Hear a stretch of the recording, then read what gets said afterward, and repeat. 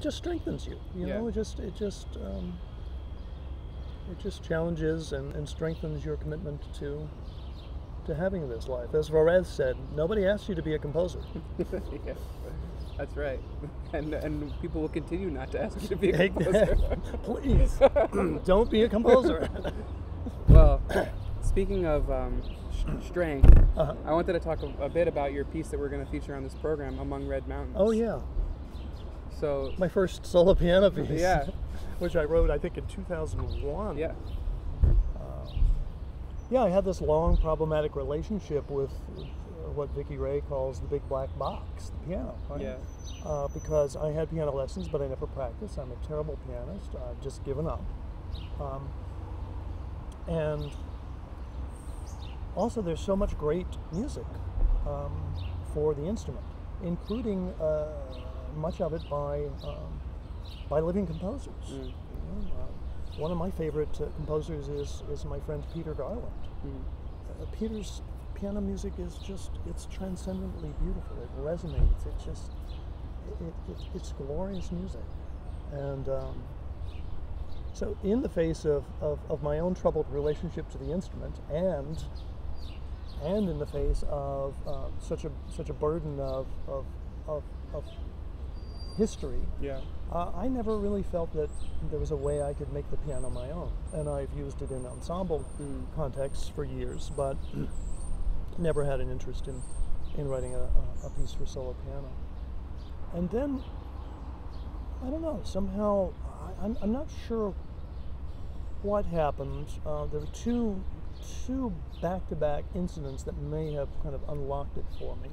One was I was visiting New York in 2001, and I heard a lovely piece by Kyle Gann, a chamber ensemble piece, that managed to suggest multiple tempo layers without sustaining them continuously. Yeah. You know, I do that a lot in my music, where I'll get rivers flowing, 4 or 5 or 6 different currents flowing at different speeds, and they just flow throughout. Well, this piece of Kyle's, he'd sketch it here. It was like a cubist sort of relationship to multiple tempos. And I thought, how beautiful. You know, he'll sound it, and then it continues in your mind. You know, this beautiful imaginary counterpoint. And then after a couple of days after that concert, I was flying back to Alaska.